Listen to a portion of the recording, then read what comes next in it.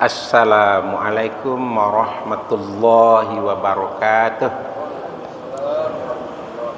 Alhamdulillah wassalatu wassalamu ala rasulillah. Bapak-bapak, ibu-ibu, jamaah zuhur rahimakumullah. Pada zuhur ini kajian kita tentang al-ijma'u ahadun min adillatil ahkam fil Islam. Itu judulnya. Ijma' adalah salah satu dalil hukum dalam Islam.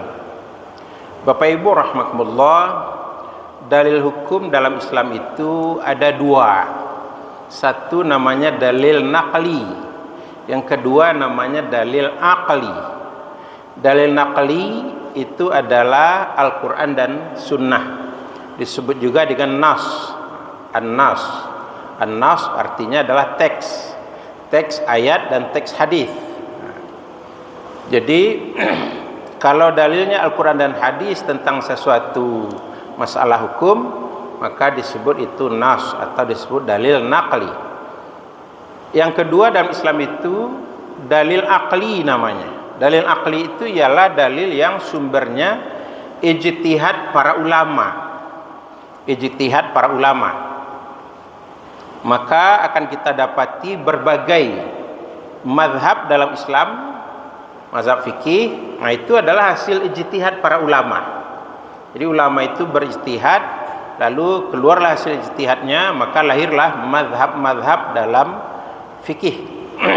Bapak Ibu rahimakumullah, berbeda halnya dengan mazhab, ijma' itu adalah ittifaqu ahli ilmi fi zamanin minal azminah ba'da wafatin nabiyyi sallallahu alaihi wasallam fima la nassa fih.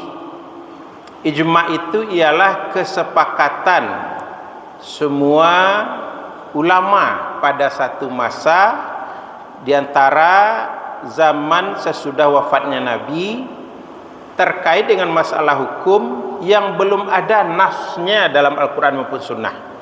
Nah itu ijma' itu. Jadi dari definisi itu dapat kita pahami bahwa ijma' itu satu, kesepakatan seluruh ulama. Kalau ada sebagian ulama tidak sepakat tentang status hukum perbuatan itu, maka tidak terwujud ijma'. Ya, jadi ijma' itu kesepakatan seluruh ulama. Satu. Yang kedua, kesepakatan itu dilakukan pada satu masa setelah wafatnya Nabi. Karena kalau dikala Nabi wafat, apapun masalah hukum yang timbul dapat langsung ditanyakan kepada Nabi. Tetapi kalau Nabi sudah wafat, maka tentu tidak mungkin lagi bertanya ke kuburan Nabi. Tidak mungkin.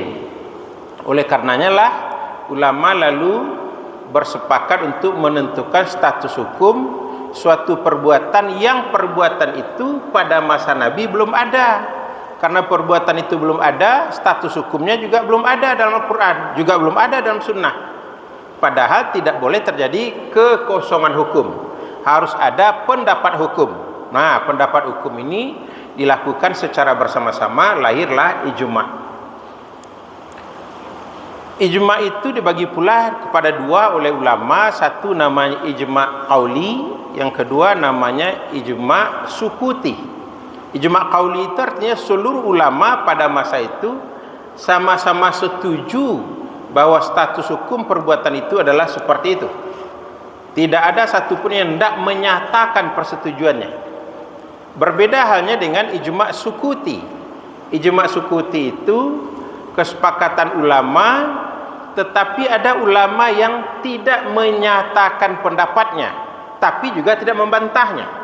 Maka bila ada hal yang seperti itu, ulama sudah bersepakat, tapi ulama lain diam saja, tidak menyatakan pendapat.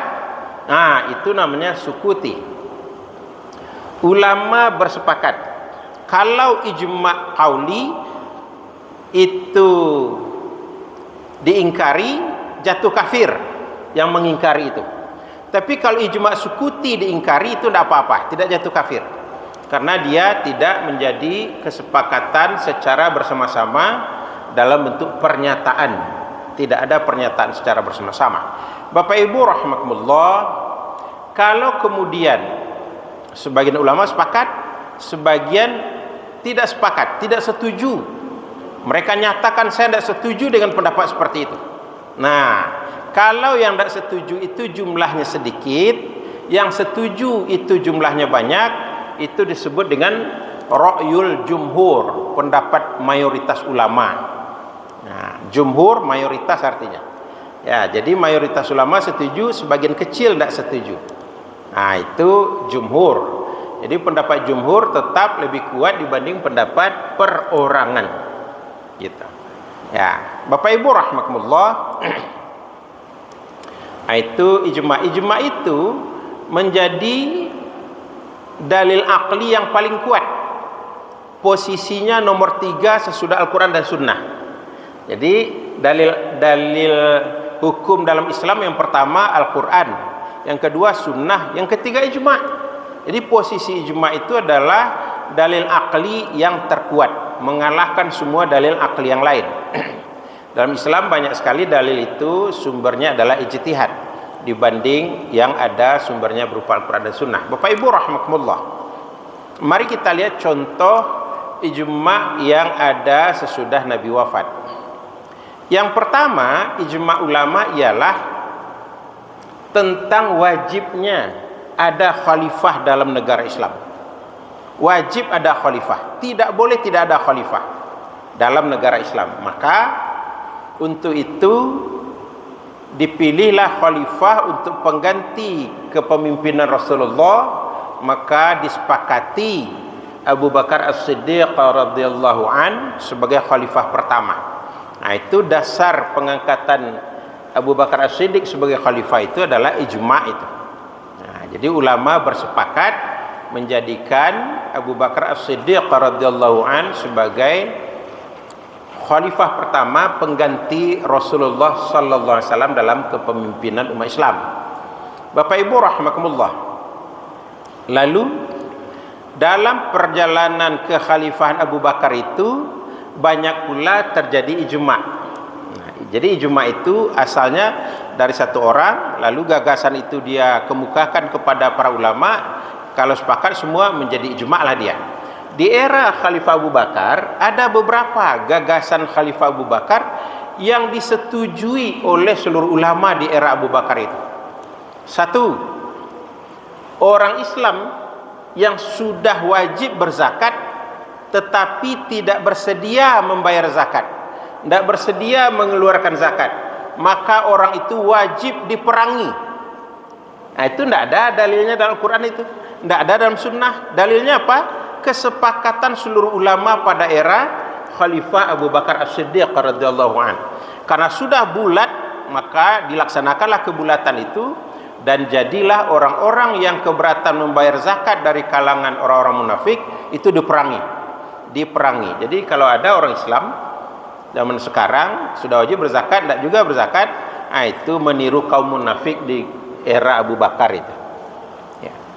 Kenapa? Zakat itu kan rukun Islam, bukan sekadar kewajiban, dia rukun Islam.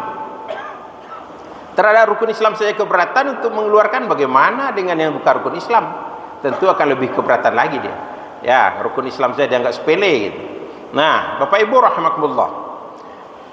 Lalu ada lagi ijma yang diterapkan di era Khalifah Abu Bakar As-Siddiq radhiyallahu an, yaitu memerangi nabi palsu. Nah, jadi pada era itu ada nabi palsu, Musalamah Al-Kadzab dan istrinya Sajah. Jadi baik Musalamah Al-Kadzab maupun Sajah memproklamirkan dirinya sebagai nabi sesudah Nabi Muhammad.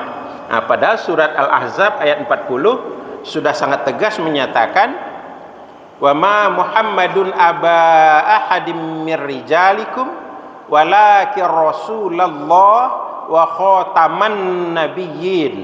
Muhammad itu bukanlah kakek moyang salah seorang lelaki di antara kalian, akan tetapi dia adalah utusan Allah dan dia adalah penutup para nabi. Jadi tidak boleh lagi ada orang mengklaim, mengaku-ngaku dirinya nabi sesudah Nabi Muhammad. Nah, diperangilah nabi palsu ini sampai dia tewas karena diperangi itu. Ya, itu tidak ada dalam Al-Quran dan Sunnah itu. Perangilah kalau ada orang ngaku-ngaku sebagai nabi, tidak ada itu. Nah, itu dasarnya adalah ijma'. Bapak Ibu, memang waktu kita sangat relatif terbatas, sudah berbunyi batas waktu, jadi kita akhiri dulu. Insyaallah pada bulan depan dilanjutkan. Billahi taufiq wal hidayah. Wassalamualaikum warahmatullahi wabarakatuh.